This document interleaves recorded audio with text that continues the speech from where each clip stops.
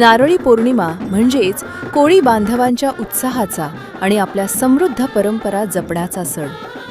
2 महिन्यांच्या प्रदीर्घ मत्स्यबंदीनंतर सुस्तावलेल्या कोळीवाड्यांना एका वेगळ्याच ऊर्जेचे स्फुरण देणारा हा पारंपरिक उत्सव नागोठणे कोळीवाड्यात अत्यंत जल्लोषात आणि आनंदात साजरा करण्यात आला.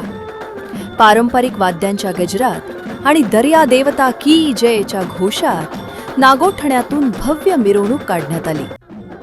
दर्या देवाला सोन्याचा नारळ अर्पण करून खवळलेला समुद्र शांत व्हावा, आगामी वर्षात भरभराटीची मासेमारी व्हावी आणि संपूर्ण कोळी समाजावर निसर्गाची कृपादृष्टी राहावी, यासाठी समुद्र देवतेला मनोभावे साकडे घालण्यात आले.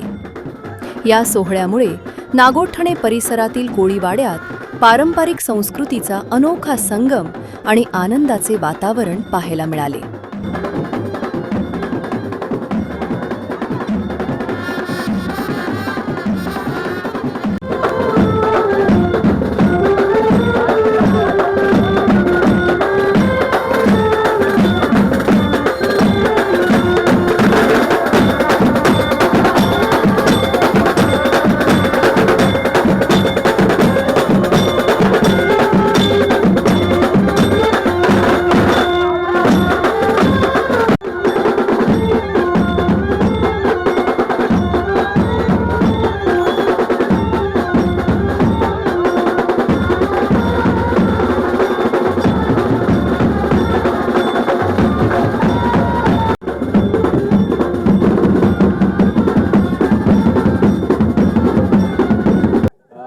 आज नारळी पौर्णिमा आहे, काय सांगाल तुम्ही? नारळी पौर्णिमेचा आमचा कोळी बांधवांचा सगळ्यात मोठा सण आहे आणि सालाबादप्रमाणे ह्या वर्षी पण आम्ही जोरात कोळी बांधवांनी नारळी पौर्णिमेचा सण साजरा करत आहोत. दरवर्षी आम्ही नारळी पौर्णिमा हा पारंपरिक हा आमचा सण असल्या कारणाने हा आमचा सण आम्ही व्यवस्थित साजरा करतो. कुठल्याही प्रकारच्या ह्याच्यामध्ये कुठला खंड पडून देत नाही. दर्या आमचा माता पिता आहे.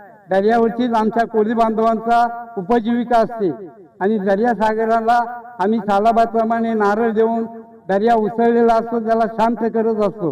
म्हणून आजचा दिवस फार महत्वाचा आहे. इतिहास पुराणामध्ये पण ह्या दिवसाला फार महत्व आहे. नारळ पौर्णिमा म्हणजे आमचा कोळी बांधवांचा सर्वात मोठा सण असल्या कारणाने आम्ही सगळे कोळी बांधव एकत्र येऊन हा सण अतिशय उत्साहाने साजरा करतो. घराघरामध्ये प्रत्येकाच्या घरामध्ये गोड पदार्थ करून दर्याला अर्पण केले जातात. नारळ प्रत्येकाच्या घरचा नारळ अर्पण केला जातो. अशा पद्धतीने आम्ही कोळी बांधव हा नारळी पौर्णिमेचा सण साजरा करतो. आज दर्यावरचीच आमचा कोळी बांधवांचा सगळा कुटुंब आहे आणि या दर्या सागरावरची जी काय धनदौलत आम्हाला मिळते त्याच्यावरच आमचं सगळ्यांचं जीवन अवलंबून आहे. आई माऊलीचा जनोदय करिता नितीन गायकवाड, नागोठणे. जनो